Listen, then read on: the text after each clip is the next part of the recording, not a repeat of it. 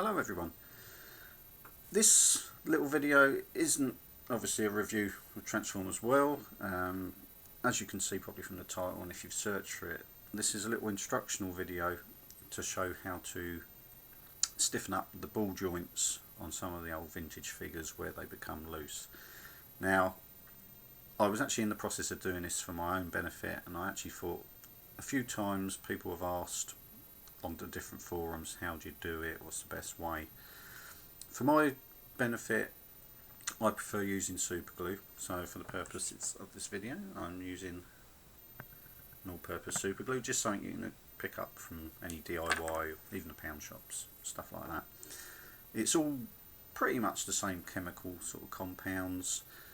Obviously you don't want to go for the really strong sort of stuff because you don't really want it to be too bondy, if you know what I mean. Otherwise you could end up locking your figure into one position for the rest of its life, and that's the end of it. So a bog standard all-purpose super glue is perfectly fine.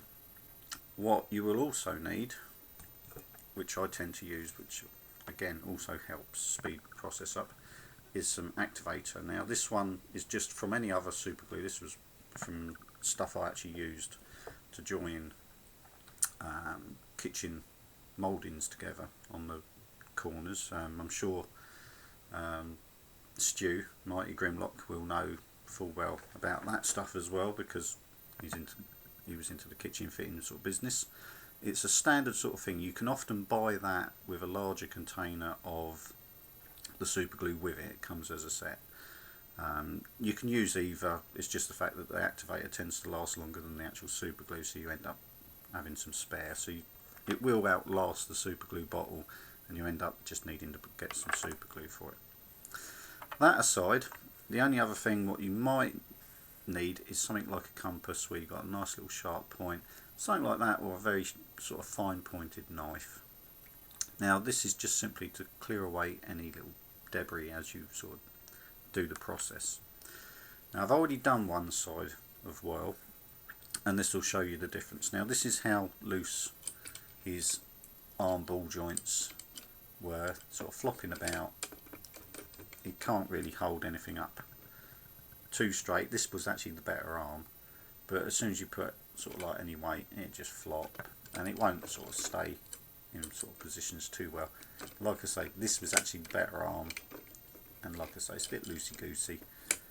This one was even worse, flopping about, and as you can see now, you can put his arm in any of the poses that you can get for a G1, and it will actually stay there, so that the ball joint is now stiffened up.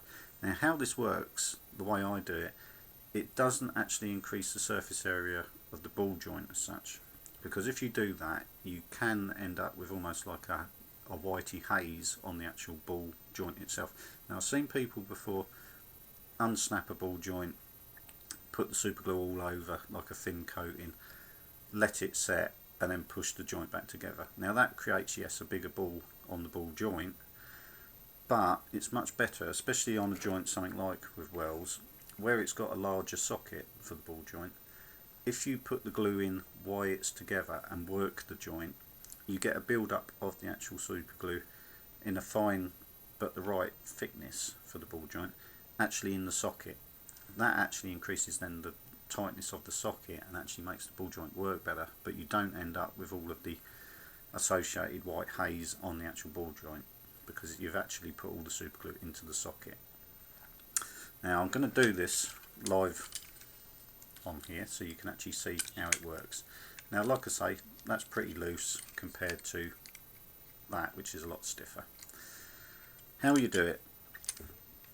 Quite simple, and of course obviously being with super glue you always have to be that little bit careful.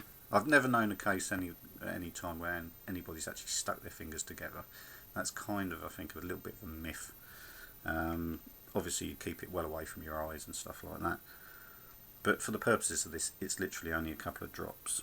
Now all you've got to do is, if I can get that in close enough, is literally just put the super glue into this area, a couple of drops, and literally as soon as it's in there, wipe away any excess quickly, before it sets, and do that with clean fingers. It will not stick your fingers. Now this is quite a slow setting super glue. Now you could be here for a little while doing this, but what I would actually suggest is, and again this is why I use the activator, get the activator, which has got a special aiming little nozzle, spray a little puff in, and that activates the chemical part of the super glue. Now again, all you've got to do is keep the joint moving, keep the ball joint going, and all of a sudden now that has stiffened up greatly as I'm turning it, but you've got to keep it going until that glue is completely set off. You don't want to stop, because obviously again you'll lock the joint in place once and for all, and that'd be the end of you. Now this is where I say the compass comes into its own. As you can see, you get a bit of a residue. If that will focus in, if I can let that focus, you get a bit of a residue of the glue. Come on, there you go. All those little flakes and that which are appearing. Is it going to do it? Come on.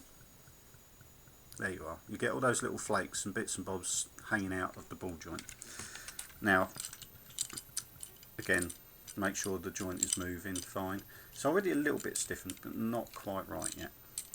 So the next point, before you do anything else, get your compass or sharp implement of your own choosing, and just clear away all the sort of swarf, all of the loose bits what haven't bonded properly and you've effectively worked off of the ball joint.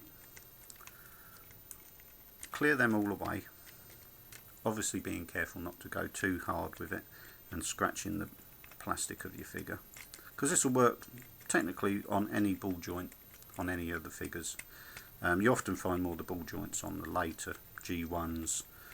There weren't many ball joints on the early ones. And just make sure you clear all the loose bits all the way round. You often get residue on both sides, so you've just got to go round it and just pick out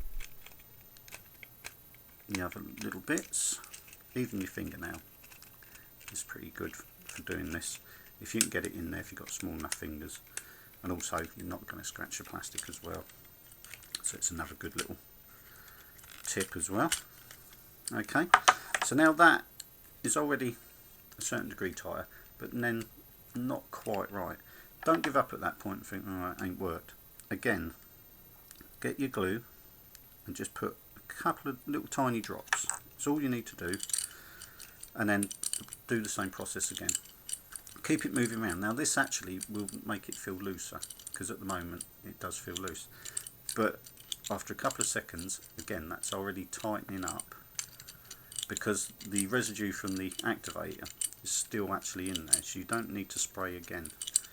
Now you just continue this process until you're happy with how stiff it is. Now obviously the more you put in, the stiffer it's going to get. So just keep that joint moving.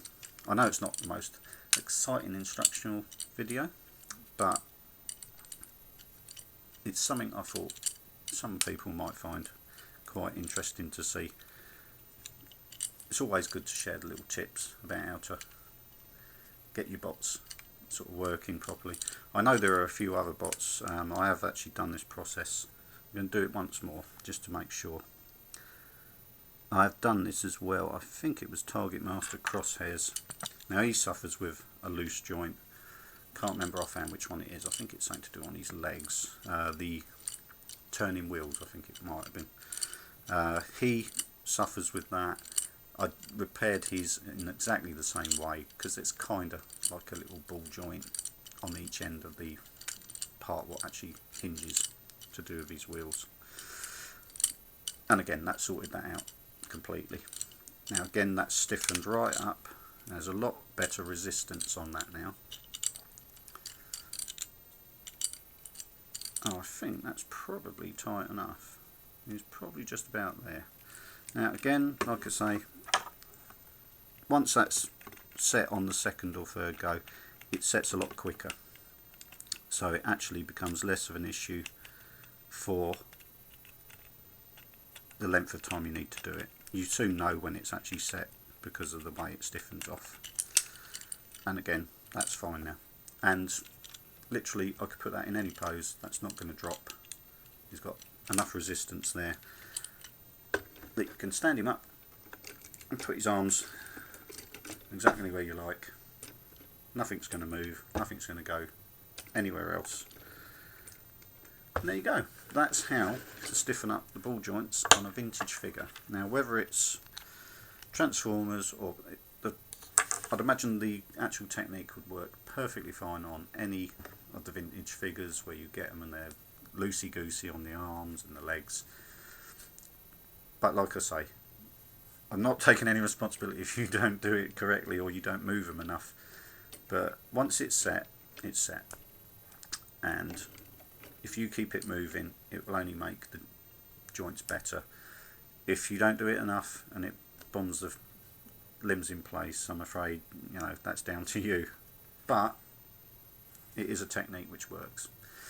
So I hope you found that little technique helpful. If I can think of any other little techniques that I'll show you over time, I shall happily share them with the rest of the communities out there of toy collectors. Anyway, hope that was some help to anybody, and I shall hopefully see you for another Transformers review or haul vid. Thanks for watching.